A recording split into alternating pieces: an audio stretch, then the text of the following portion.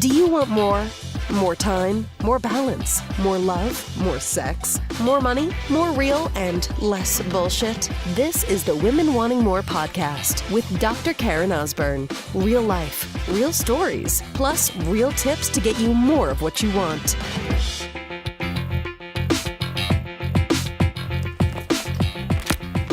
Oh my gosh, what is the lesson here? What is the lesson? What is the lesson? What is the lesson? So I just got off the phone with one of the program directors at our local community center where I've got my boys registered in a bunch of different summer camps. And both of them are having some challenges. Kai turns 5 tomorrow as I record this. He will hit sometimes and spit and like run off and just like, oh wait, like they both are going through some challenges right now. Tyson, compared to where we were like a year ago with a lot of behavioral stuff, like much better, but still he like frustrated, hit a kid yesterday, spit on somebody's hand. I'm just like, what is with the spitting? Why do children spit? I don't understand this. They're like llamas. We're like, what the hell?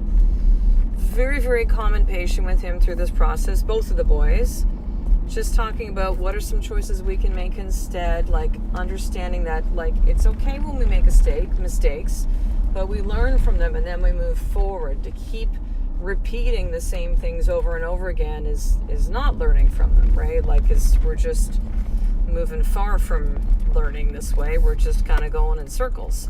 And you know, they've been like really, really good at the community center and really working and kind of realizing that some of these camps I put Tyson, although they're not super structured, they are a little bit structured, that he needs to be ones a little bit more open and free. But man, there are like I see the number, I'm like, oh, I think that's the community center. Like, what now has happened today, you know?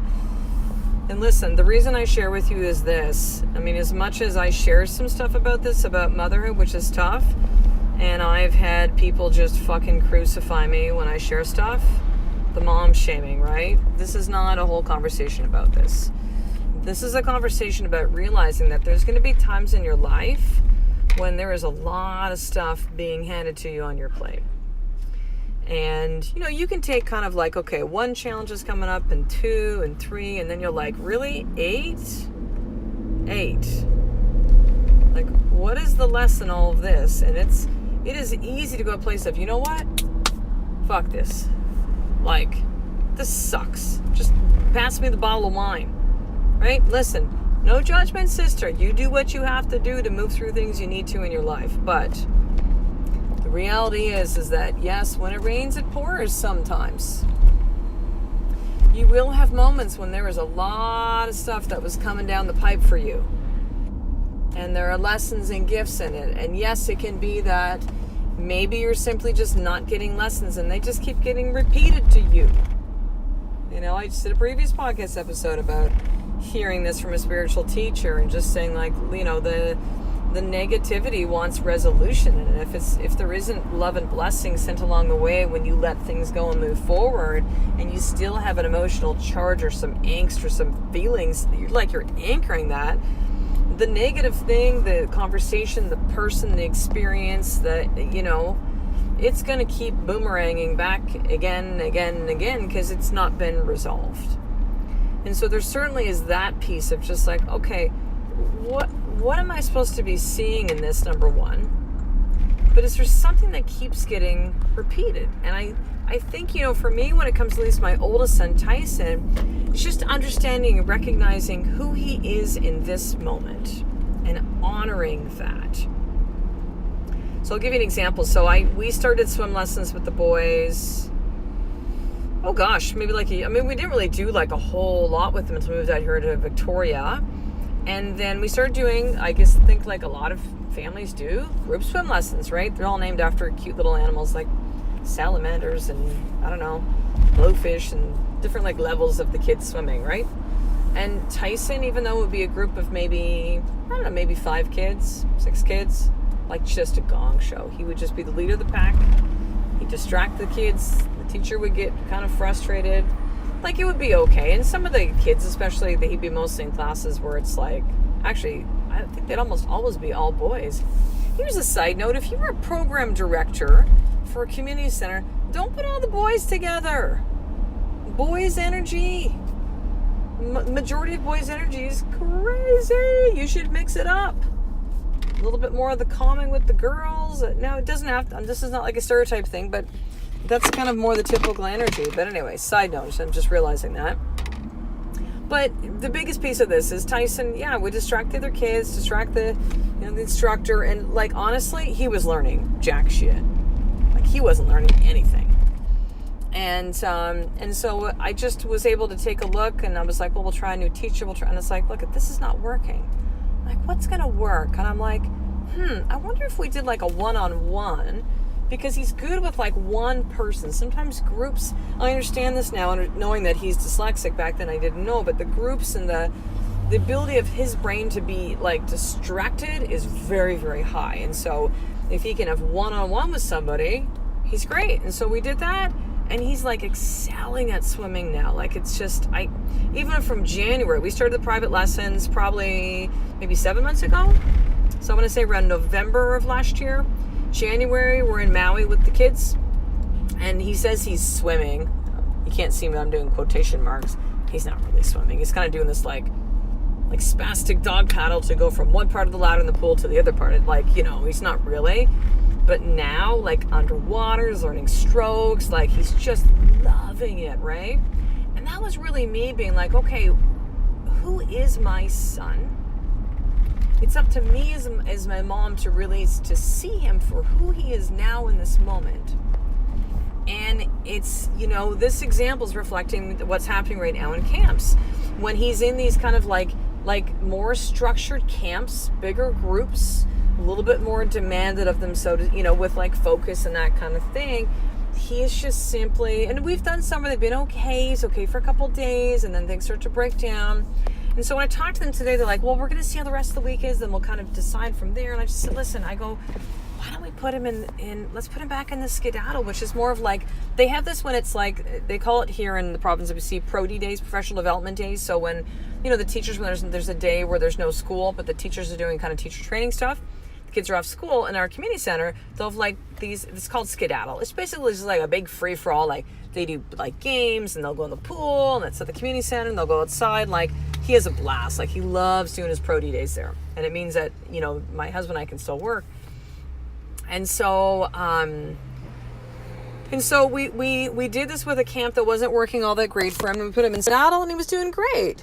And there was a piece of me that kind of went like, ooh, I wonder if skedaddle's probably going to be better for the whole rest of the summer versus some of these different theme camps. There's like a Minecraft one where they're like acting out stuff in Minecraft. He's like crazy for Minecraft, like a lot of kids are. The one he's in this week is like dodgeball and swim. So in the morning they do dodgeball, and then in the afternoon they go to the pool and they swim. And so I thought some of these ones would still be okay, but there was something inside of me that said, you know what? Ooh, I don't know. This is another kind of like structured, it's not like super structured, but somewhat structured one, right? And I went, nope. And I didn't listen to that voice. And then this has happened. And so when I spoke to the program director today, I just said, listen, I know my son.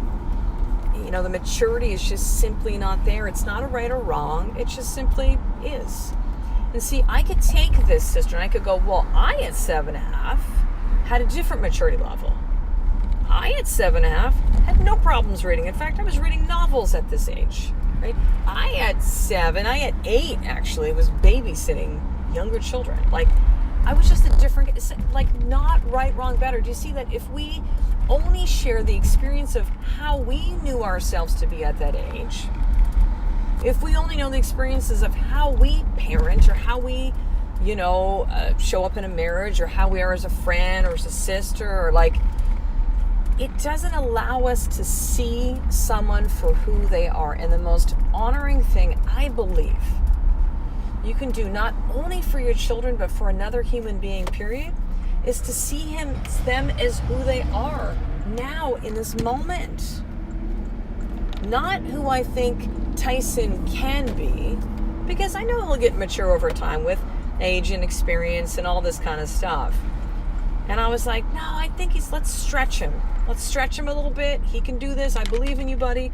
And I do. But it's simply, when I again, I reflect back on it now as to what's now come out, and the result of this is like, you know what? I need to see my son for who he is now. He's had a blast at skedaddle. He does well. There's not really any problems there. It suits him for who he is right now. And to really, yes, to honor that and to honor him. Right? To see him and accept, here's the bigger piece, accept and acknowledge who Tyson is right now. Accept and acknowledge who Kai is right now. Accept and acknowledge who my husband is. I could go on and on of all the people in my life. And not to focus on the things that don't work, and not trying to fit them into places where they do not fit. And that's okay.